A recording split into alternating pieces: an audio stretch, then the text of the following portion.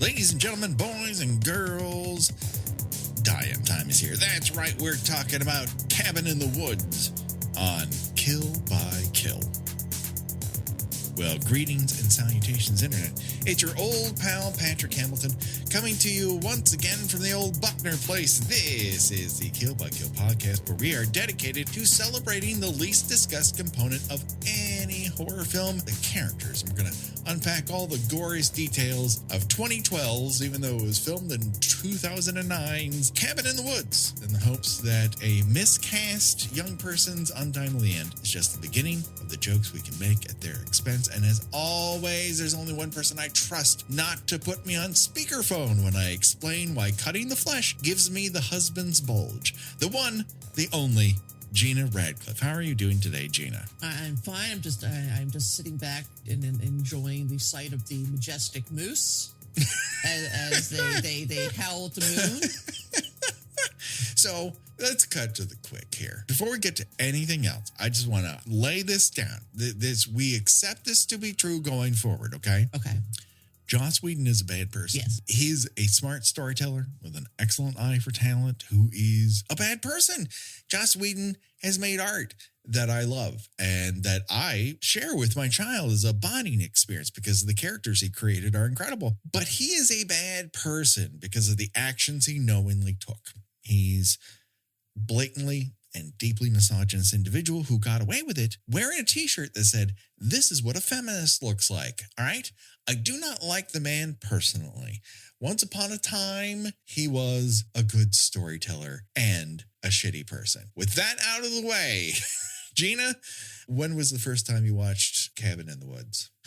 I did not see this in the movies, in the theater. I don't remember exactly when I first saw it. It was probably maybe 2015, 2016. I was probably, what would someone say, it would be a latecomer to it. Mm-hmm. And, it was fine at the time when I watched it. I think that I might have been kind of half watching it at the time. And then a couple months ago, I was just, looking, felt like putting on a movie, didn't really know what I wanted to watch.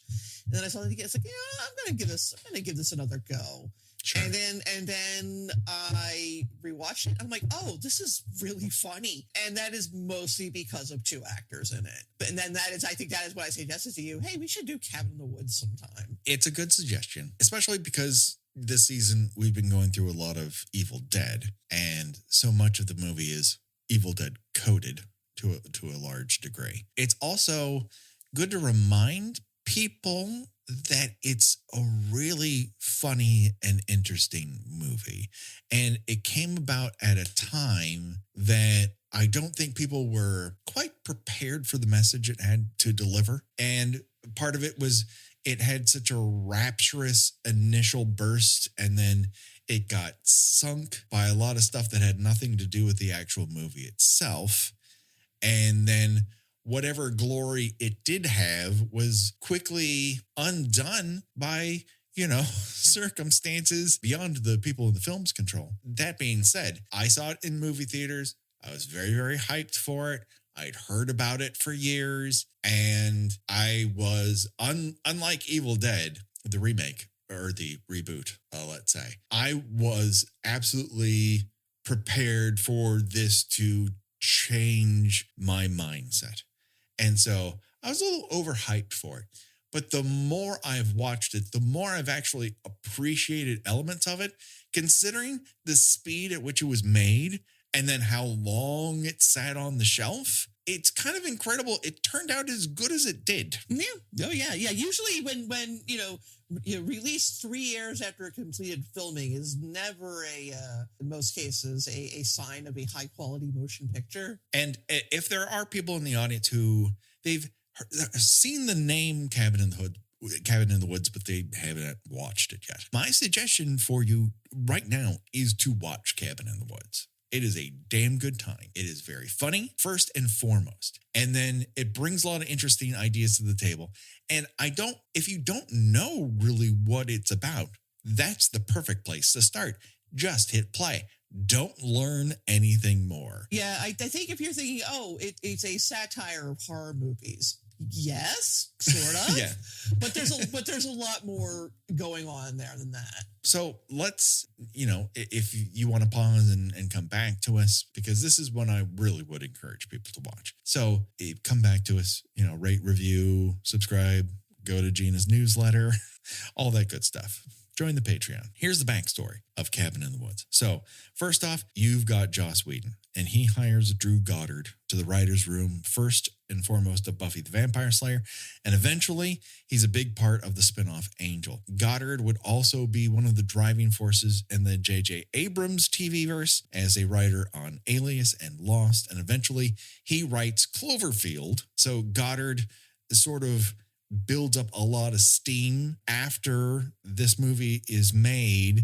He would go on to be the original writer-producer that drove the version of Daredevil at Netflix for its first season before he gets hired away to do a bunch of stuff that never really sees fruition.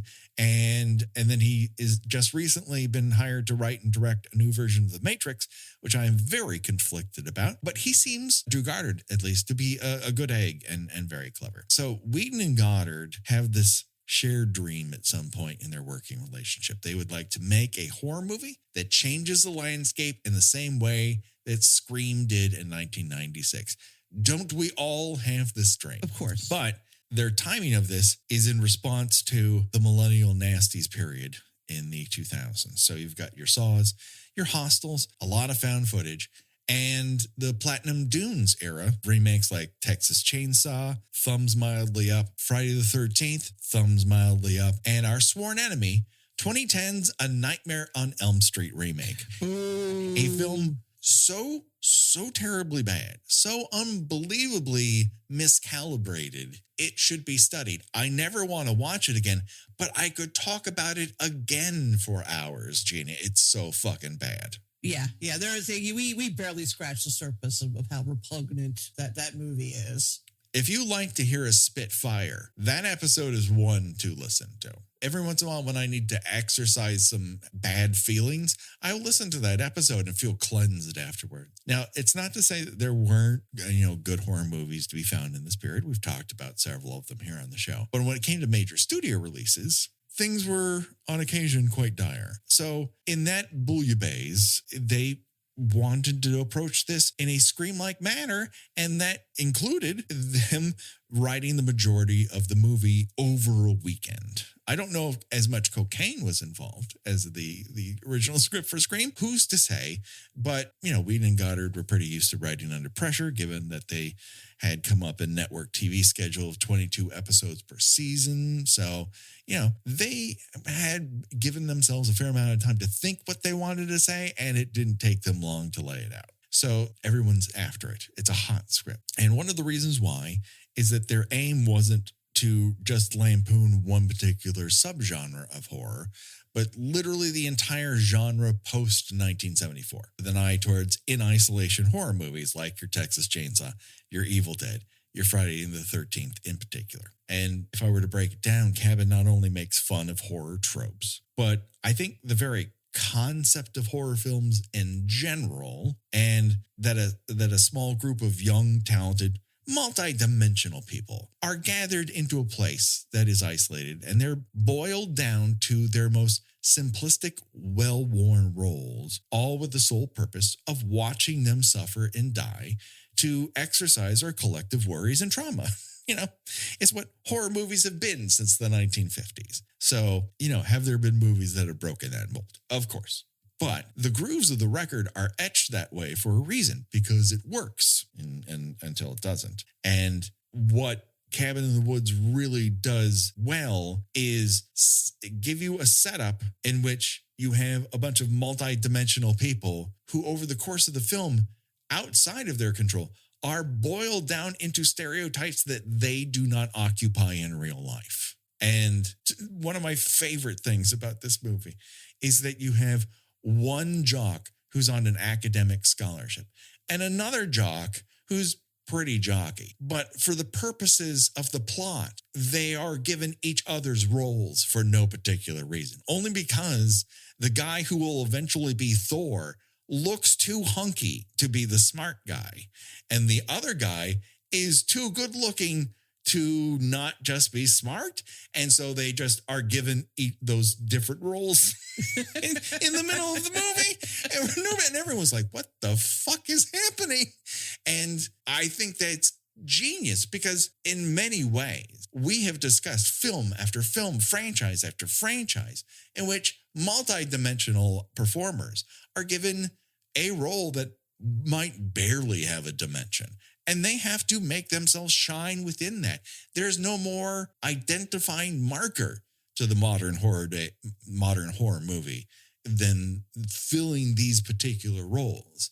And I think the movie finds a way to do that in a funny and inventive way without being overly exploitative when it could easily be that. Right. And you know, it doesn't always take a lot of you know, the more obvious jokes that could be made. And yeah, I mean, yeah, it is a satire of horror movies, but not in the same way that the Scream movies are. What I think works for both of them are, you have creative forces that are at an impasse in their careers in relation to the genre.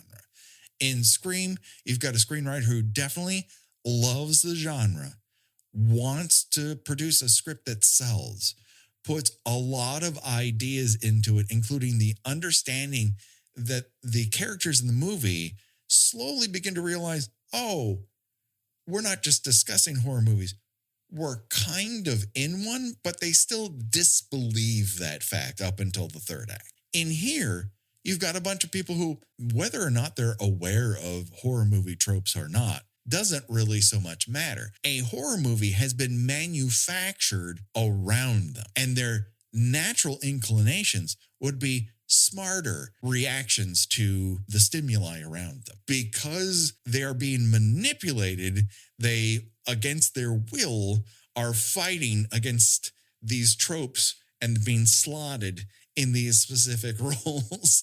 And you can only fight so long against this system.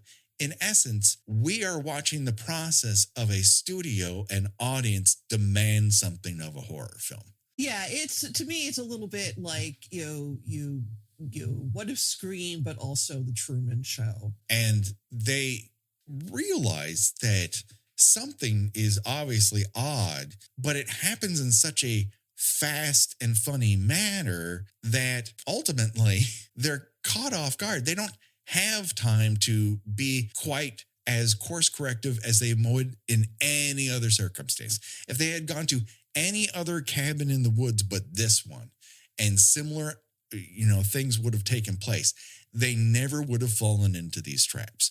The only thing that they absolutely do that everyone else does is meet a guy on their way to a cabin who creeps them out, and they're like, I'm just going to drive away from this person, which is what almost all of us do. Yep, just, nobody ever takes his advice. Probably because he does not have the posture of a Crazy Ralph. Now, Crazy Ralph has a posture that says, I should take this individual seriously. He's absolutely going to peep on me later on having sex. I get that vibe.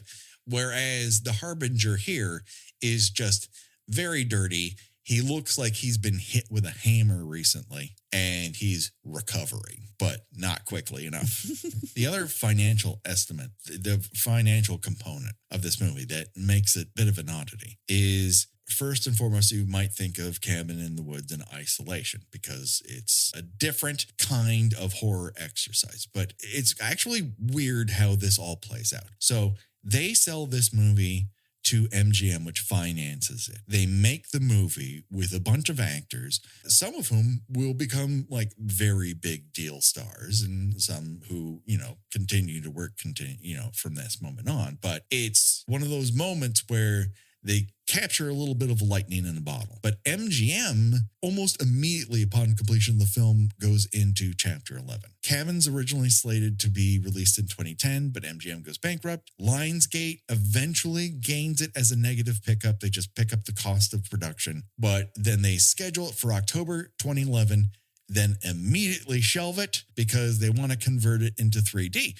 which is what every movie did post Avatar. They just decided, okay, this has to be in 3D. Otherwise, it will not be allowed in movie theaters. So finally, this movie is put into theaters in April 2012, 1 month before Whedon's next directorial effort, The Avengers, hits theaters. And at that point, you have to figure that Lionsgate does not have a finger on the pulse of what's really going to happen. Because I think if you had released this in July or August after The Avengers, this would have done much bigger business. Yeah, I would think so. Yeah. If for nothing else, wait until you can say, from the man who brought you The Avengers, would be a big component of this. And then the other massive mistake of the trailer is they show the shot of the eagle hitting the force field in the course of everything else. And that basically tells everybody there's a whole other fucking movie going on here beyond the cabin in the woods. And that's the part you kind of want to keep to yourself. Now, I've said many times on the show, there is rarely a trailer that does not contain any spoilers in it. They all spoil some elements. But this is one of those where I wish they had it's one fucking shot you don't need in the entirety of the trailer, and they give it the fuck away. So, not a fan of that. But at the same time, you have two other movies that are in sort of a weird conversation with it. Tucker and Dale versus Evil and You're Next. And then with Tucker, it's getting like this tiny release in 2010. And then it takes up a decades-long residence on Netflix's nascent streaming service. And then You're Next films in early 2011, premieres at TIFF that September, and languishes in hell for, again, its own 2 years. So by the time Cabin's budget is retrofitted into 3D, its budget is north of 30 million, and the movie clears almost 70 worldwide. It's definitely profitable by the time it hits home video and cable and its waning days, but it could have done a lot better. But also, I think a lot of movies that were trying to do this also got fucked by production companies and studio mini majors that had no idea what to do with this product. And if this were merely 5 years later, you would have your Neons and A24s and this sort of mini major horror movement that would have truly elevated this film to an even bigger stature than it got in its initial run. Yeah, I mean, it's interesting that we just recently covered It Follows. Yeah. Because I stand firm. I believe that It Follows marked a turning point in which horror filmmakers had a little bit of more creative freedom. Yes. And like when this was originally made, like you were not there was very little, thinking outside the box of trying to draw in a new audience or draw back people like me who were turned away by the glut of torture porn and really, really shoddy remakes and reboots. Yeah. It felt like this is one of those inflection points. And I think its legend grows over time. I don't think it's as available as it could be because it has so many weird rights issues. And it kind of languishes a little bit on the outside as opposed to those singular voice horror films like in It Follows, like A Black Coat's Daughter, like a Get Out, and, like Hereditary. And that movement just gets bigger and bigger and bigger and bigger. And this is right at the tipping point of that. This is one of those things that causes people to say, what if I can say something within this genre? It's not just there for cheap Friday night thrills. It is that, and I can give you that, but I can also give you a little bit more. And now we're in a territory where we're seeing a lot of that. And for whatever reason, it is tipped quite a bit into horror is trauma, which has always been a component of the genre in and of itself. But it's been a lot of that. But there's also been stuff that's very popcorn heavy. Your Companions, your Hard Eyes, like The Monkey, which did very, very, very well. Even Nosferatu, which is an intensely personal motion picture, did nearly $100 million at the box office. So, like, the moments has been here, and whatever weirdness we had with the COVID years notwithstanding, I think we're seeing the end result of no, horror isn't just, it can be for fun, cheap thrills, but also you can lay a lot of thought into this and get a lot more out of it. Yeah. What also is really good in this movie's corner, and I don't think it gets enough credit for it, is this motherfucker's 95 minutes. Oh yeah, it just breezes right by. It's like, yeah, I mean, I think that's the thing. When I watched it the first time, I wasn't entirely paying attention to it, and like a half an hour had passed. I'm like, okay, I've lost track of what's going on in this movie. Right, and it starts in a way intentionally throwing you off, and like this was one of Whedon's little peccadillos was, I would like to start this movie where our natural halfway point reveal would start. And I'd like to start it in such a way that people might be confused. Am I in the wrong movie theater? And then after its first screening, the studio comes back and they say to him, all right, we love it. It's funny, but we're a little concerned that people who come into the movie might think they're in the wrong motion picture. He goes, well, that was my intention. And they're confused from that moment on. They don't know what to do. They can't say he doesn't know what he's doing, but they also can't come up with a better plan. The unimpeachable elements of this is that it is very good, that it is genuinely funny, that there's no fat on it. The cast is kind of perfect, if heavily Caucasian. And critics loved it. One of my favorite quotes was Roger Ebert. Not always the biggest fan of horror, but in here, I think he found a bit of himself. And what my favorite quote from his review is this film itself an act of criticism? And yes, it is. But I don't think it's just that. Again, I talk a lot about this, about a movie that wants to say something about horror movies and fans of horror, but it, sometimes it ultimately comes out as sort of condescending and these things are stupid and the people who like them are stupid. Mm-hmm. And I don't get that impression here. No. This comes from a love of the genre and simply wanting to dig into it a little bit more.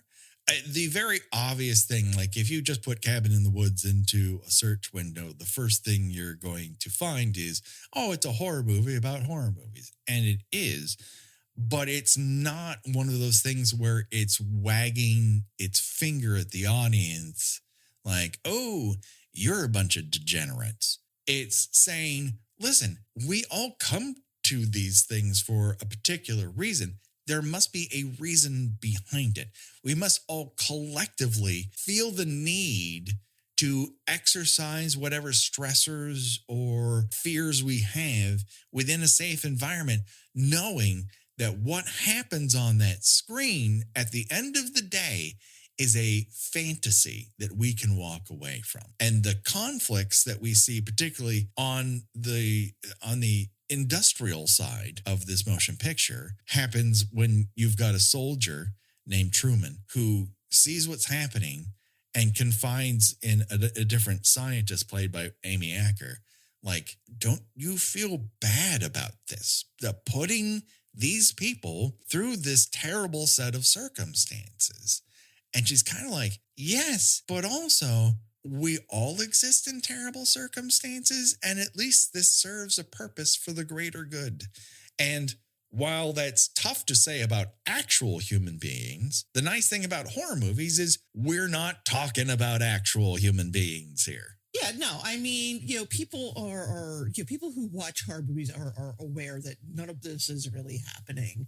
And I think that this, alarmist, soon you won't know the difference between reality and horror is very overstated. I mean, yeah, obviously you shouldn't let children watch, graphic horror movies. Right. But I mean, people do watch these things because it is fun to be scared.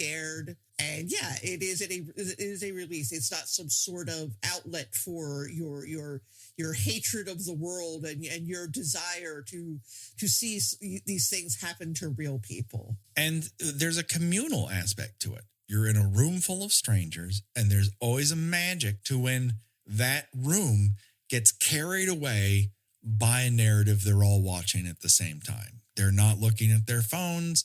They're not trying to escape that room mentally. They're emotionally within whatever the spell is being cast on the bright wall in that room. And horror is one of the best genres, and I would put it up there with comedy. And listen, everyone has their favorites. It's a buffet. Everyone gets to eat. But in terms of the communal experience, that watching a horror movie all together and being under its spell and amping one another up, whether it's quieting down for fear you're going to alarm whatever terrible, antagonist is doing away with the main characters, or screaming at a cat and jumping out of a refrigerator, as we all did in 1999's End of Times. I'm not giving up on that, Jim. You're still there for Johnny Friday or whatever Kevin Pollak's character's name was. Copy Copperson's Chicago Badgeify, or whatever the fuck his name was. Yeah, there's something to that, and that is, in essence, sort of casting the spell. We are the audience that the machinations that are making this happen are gratifying. And some of that gratification comes in watching suspense. Some of it comes in the release of watching sex when you know you shouldn't be having it. Some of it comes from watching people get together under terrible circumstances. Some of it is the thrill of watching gore and violence. These things would be bad under other circumstances, but they do release an endorphin-like effect that allow us to escape the horrors of real life. And ultimately, art both reflects that and allows us to escape from it. Correct. The movie absolutely gives the idea that, horror movies characters are dumb, but there's reasons. Because if you were to take this as every horror film you've kind of ever seen is essentially what this movie is putting on. That there's a group of people watching it happen and forcing people to make bad decisions. We've all participated in it. I've said it before, and I'll say it again here, though. In a horror movie characters are unaware they are in a horror movie.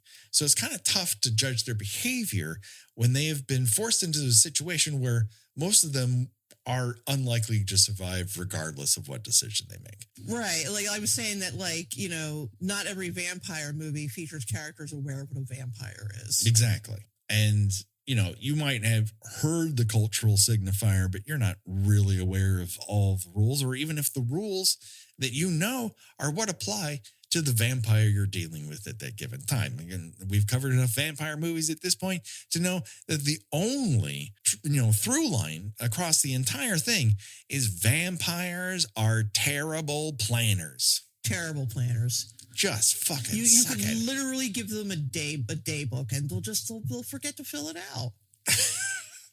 Orlok arrives in town on a rat-filled ship, and he's like, "Honey, I'm home," and just assumes everything will fucking work out. And then he finally starts to get together with this lady that he has been peeping on via shadows for quite a few years. And he doesn't even have a fucking pocket watch. He doesn't even keep an eye out the window for a glint of fucking sunlight. He's not hearing one bird tweet. No indication that sunrise is upon him. I just heard Dunkin' Donuts open their door. Should I be worried? But the thing is, even in the smartest of movies, your screams, for example, Randy makes dumb moves. And he fashions himself a fucking expert because he's right about people and he's terribly wrong about motion pictures. And he has no sense of his surroundings. Yes, he really doesn't. In the clutch, he kind of sucks at it, regardless of how much he thinks he knows about horror movies. And in here, we don't really get a Randy because no one really ever thinks out loud or to anyone else, are we in a horror movie? I think that Marty is is a composite of Randy-like characters. Sure. Like, the goofy guy who, is the fifth wheel in the friends group. Yeah. What I really appreciate about Marty is obviously he's very well written and the performance is fantastic because though his joke to success rate is in the 90s. He's just fucking on it. And it's even weirder when you consider he's basically a more explicit version of Shaggy from Scooby-Doo. Pretty much, yeah. I mean, instead of implying that he's so stoned he can hear a dog talk, we're explicitly saying he's so stoned he thinks a wolf head is actually a moose. And every time I hear his monologue about society not fraying, but actually coalescing in the worst possible way, gets truer every single year. Well, you were saying that these characters are fit into they're not exactly square pegs in round holes, but they are manipulated into being different types of people than they actually are. Yeah. And so, at first blush, Marty just seems like a dumb stoner guy. And turns out he's a smart stoner guy. Right. Who made it a point to come up to buy a fresh stash of weed and therefore is not ingesting the chemically treated stash that he was given by the system. So to continue your thought here, Dana is our virgin, quote unquote, although she doesn't appear to be one. And at one point begs off of sex saying, I don't do that. And then she catches herself like, what the fuck am I talking about? Well, I am not a virgin. Well, that's the thing. It is, a spin on the simplistic casting of female characters in slasher movies.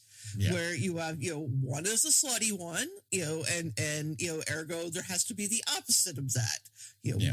One is the virgin. Jules is, quote unquote, the whore. And in pre-med, not that those things have to be mutually exclusive, but we're told immediately that she has been drugged via the blonde hair dye that's been applied to her hair. And everyone around her is pretty astonished by her behavior. They have not seen her act like this. And then everyone keeps laying out like, oh, no, it's because she's excited. Oh, she's drunk. And Marty's like, we've seen her drunk many times. This is not the way she acts. Kurt is our dumb jock who's there on academic scholarship and has favorite textbooks. That's how much of a nerd he is. Holden is quote unquote the scholar, although he seems to be much more of a jock than Kurt. And slowly over the course of the movie, his behavior and look becomes more and more conservative. He finds glasses. He never wears glasses before he puts them on. But he's like, oh, there's a book. I have to put glasses on. But no one knows he's brand new to the group. So no one really knows what his deal actually is. It seems less out of left field. But when you watch everyone else's behavior change, you're like, oh, shit. This obviously is not him. He's been cast in this role against his better judgment and his true nature. Correct. Other little fun tidbits at various courses. Now, this is a worldwide phenomenon. Many countries are given the opportunity to satisfy the old gods with their particular region-specific sacrifices of blood, sex, and gore. Failed rituals that we see on various monitors around there include in Buenos Aires, there appears to be some sort of King Kong riff happening that did not go well for King Kong. In the Stockholm, we get a reference to The Thing with an Arctic exploration camp that is blown up. In Madrid, we get what appears to be a Dracula's castle blow up. And then the big race to the finish between the US and Japan is in Kyoto, which appears to be a reference to Ringu.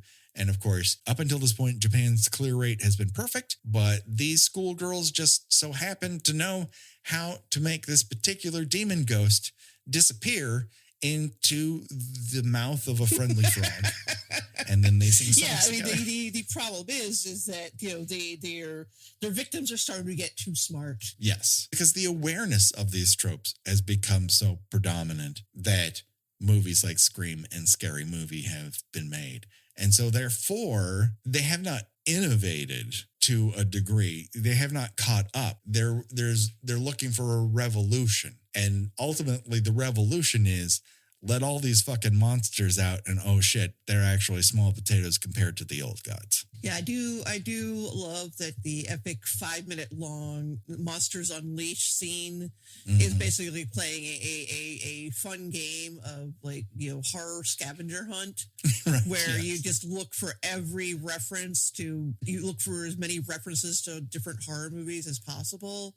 Like you have the imposing man with these saw blades sticking out of his face is obviously supposed to be a riff on Pinhead. You have the characters wearing doll masks, who I guess that's supposed to be the strangers. You have a killer clown. You have obviously you mentioned that the most leaned on references, the Evil Dead movies. Yes. It's just like a little bit of of everything. It's a little bit of everything. I was just trying to bring up a list here of what's on the whiteboard so that we can talk about them. Yeah, the whiteboard is just there's all kinds of you have to just kind of freeze and read some of the crazy combinations they have on there. Yeah, I thought I had saved a screen grab, but I brought it up so quick. So first and foremost, we have a werewolf. And then we have alien beast, which we see from the back of, but we don't really see the front of. Then we have just mutants. They're just mutants. You're chuds, I suppose. Then we have wraiths. Is that different than the ghost that they see in the elevator? That might be a wraith. I'm not particularly sure. We definitely see a lot of don't wraiths steal your soul or something? Yes. I mean, it's a combination of Lord of the Rings and then whatever those weird things are in Harry Potter. A franchise I love discussing it because it's so unproblematic. I feel like you could look at this and just get some really good band names, oh yeah, like dismemberment goblins. Yeah, dismemberment goblins are a big one. The scarecrow folk, dragon bat. Reptilius. We have clowns, plural. Reptilicus, which I believe is a riff off of which we referenced in Hide and Go Shriek. Witches and then sexy witches. Different category. Just like zombies are different than zombie redneck torture family. They are separate components. They have their own lore. Oh yeah, I see. The Doctors is another one. I feel that's a reference to the remake of House on Haunted Hill. Absolutely, because they mimic that shot so well. It's filmed in that kind of sped up grainy film style. Yeah. Angry molesting tree, obviously another Evil Dead reference. We got a giant snake, a direct reference with Deadites. Kevin, which apparently Kevin is tied to the film strip which character is looking at the film strip? I forgot. Oh, Marty is looking at the film strip. Apparently Kevin is connected to that. We don't know. No, people have guessed what Kevin is, but basically he's a creepy kid. You've got a mummy, the bride, a play on Frankenstein, the Bride of Frankenstein.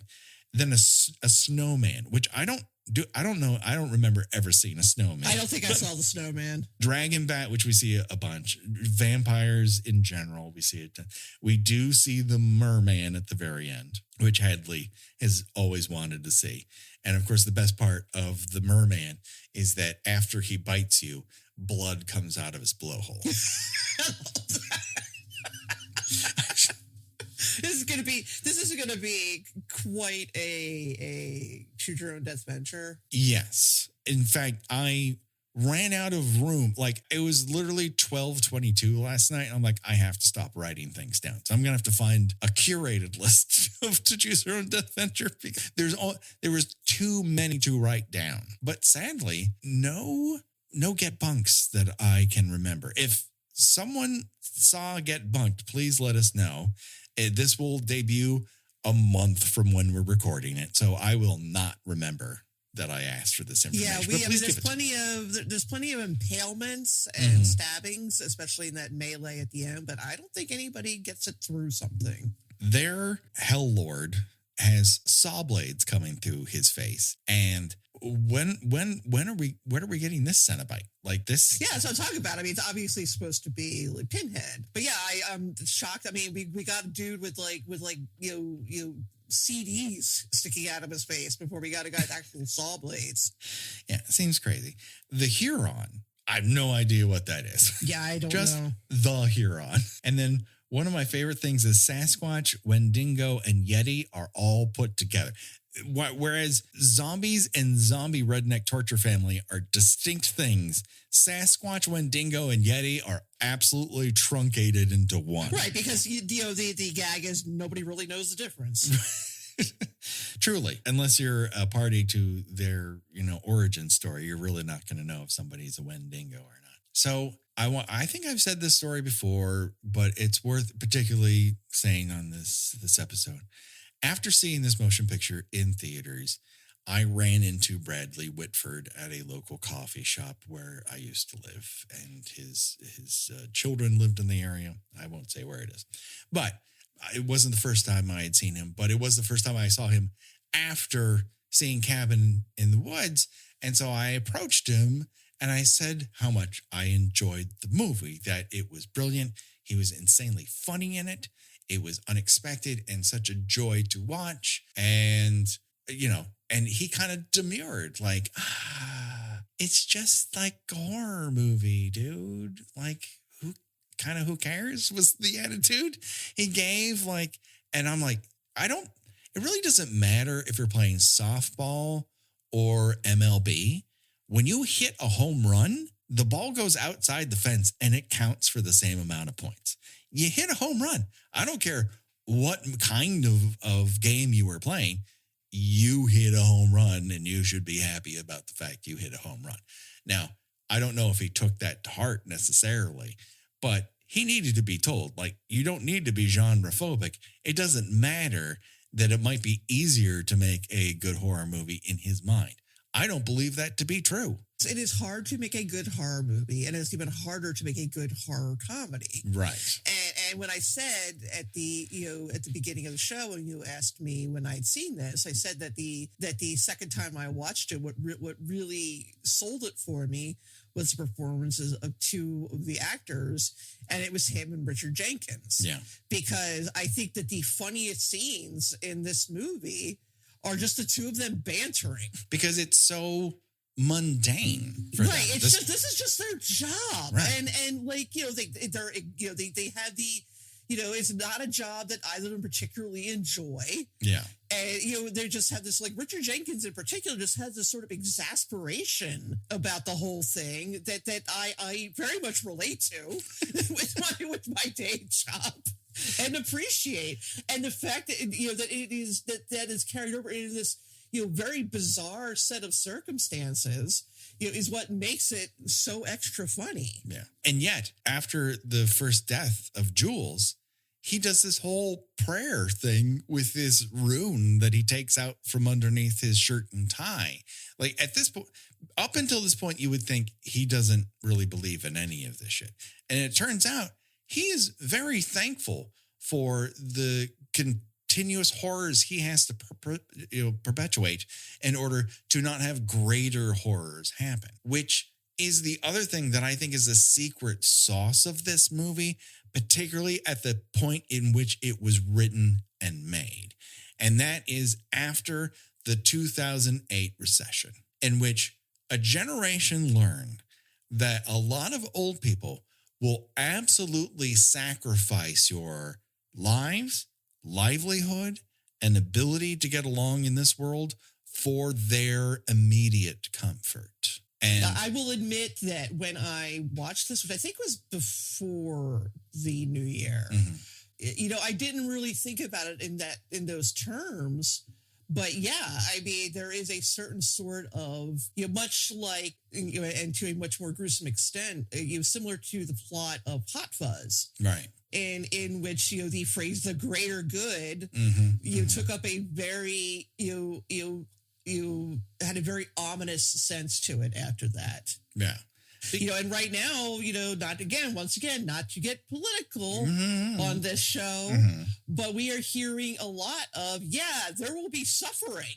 Yeah. But, in the end, it'll all turn out to be something good. We don't know what it is yet, but it'll make things so much better for everybody. Yeah. Just trust us, the most trustworthy people. And sadly, there are a lot of people Richard Jenkinsing it up all over the place in that, sort of just quietly going along, with these horrors.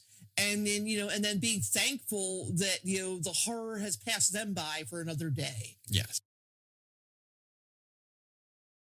And unfortunately, we are in a system that is nearly identical to the system being perpetrated in this. And I think it's interesting that this movie comes in both the wake of the Great Recession and also over a decade of children being murdered in schools.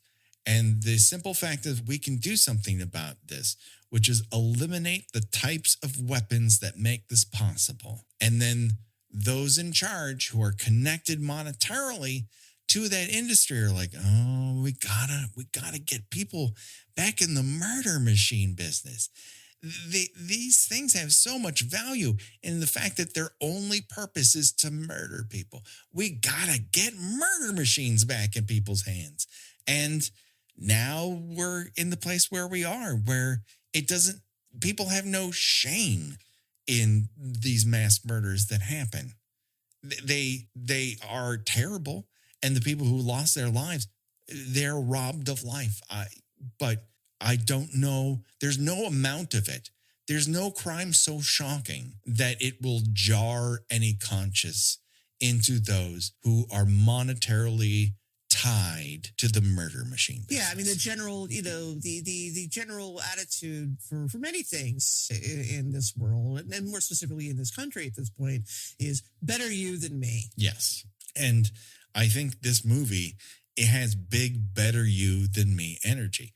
The fact that it's this deep but also so very funny is one of the rarest beasts in all of filmdom, that you are able to thread this needle of horror comedy to this degree of both high and low. It is operating in rarefied air. Yes. And truly one of the few incidents where I feel it has been matched to a degree has been The Substance. The Substance was that funny and that horrifying all at the same time.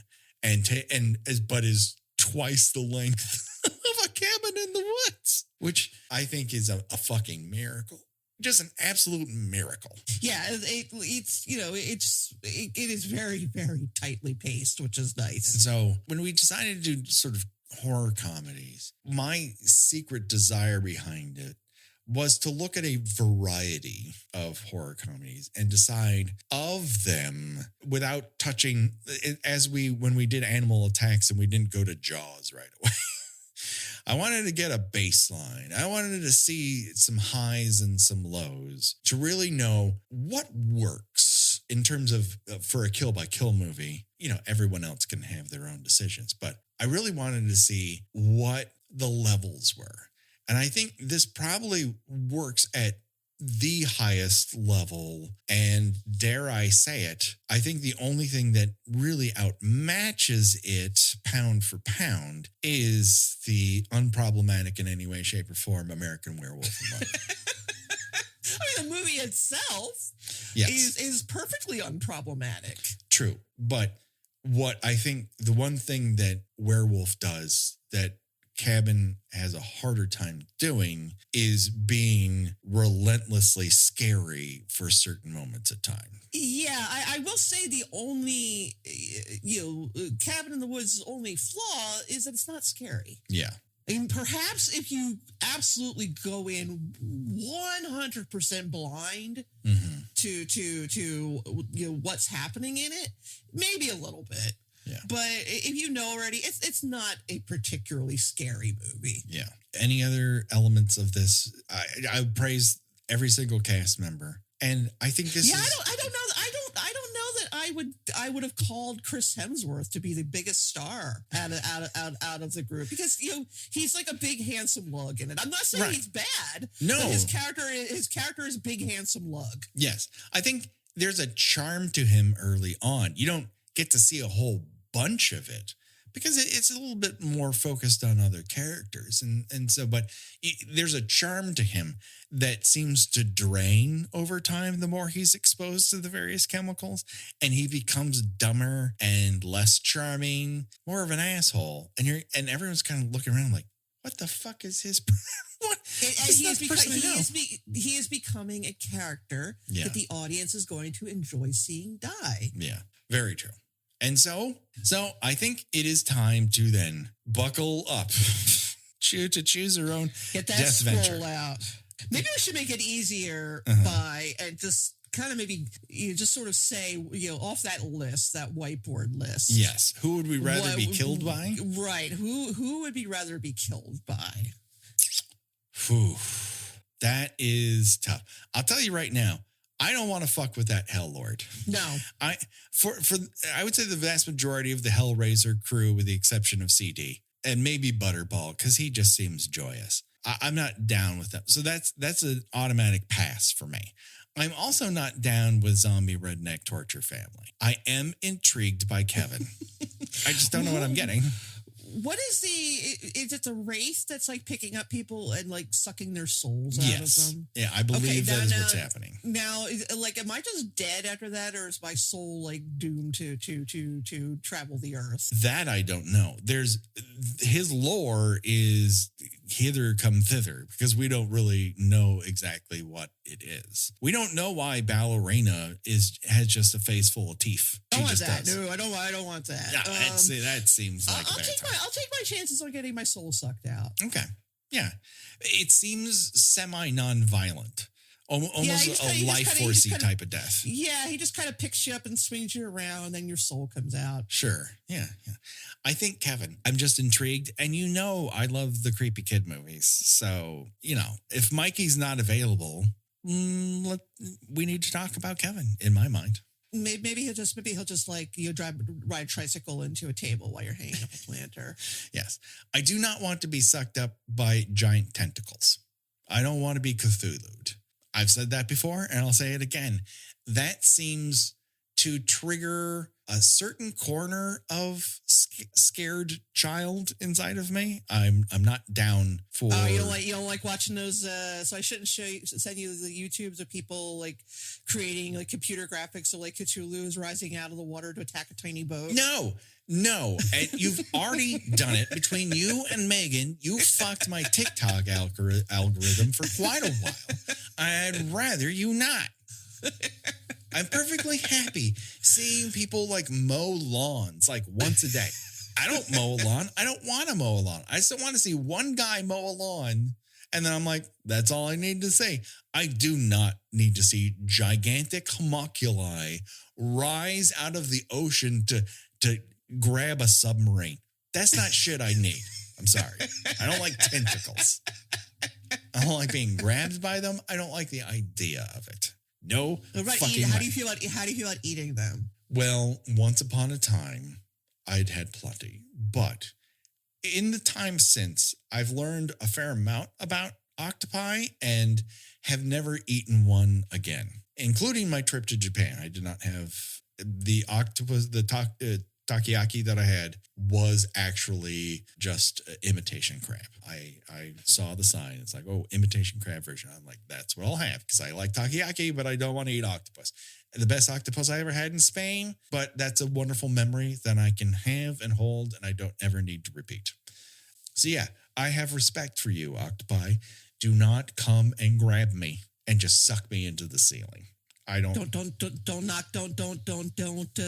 suck my tiny rowboat down your slimy gullet. Yeah, I don't want a deep rising, and I don't want a shallow sucking. Whatever the opposite of that is, that has to do with tentacles. I don't fucking want. I don't like it. I don't like Occasionally I'll get served up a cuttlefish and I'm like, no, fuck, no, this is even too close. It's like mini Cthulhu. I don't need that shit in my life. Go to our Patreon where we have lots of bonus content that's fun for you. Rate and review us on iTunes or your podcatcher of choice. Talk back to us on Spotify or any of our socials like your Threads, your Blue Skies, your Instagrams, or join the Facebook group. It's a fun time. Josh Hollis does all of our artwork. Go to Revenge Body Memphis at bandcamp.com for this tune. All of the remixes. Gina, where can people find you on these here internets? I write about television and movies and pop culture on my Substack, GinaWatchesThings.substack.com.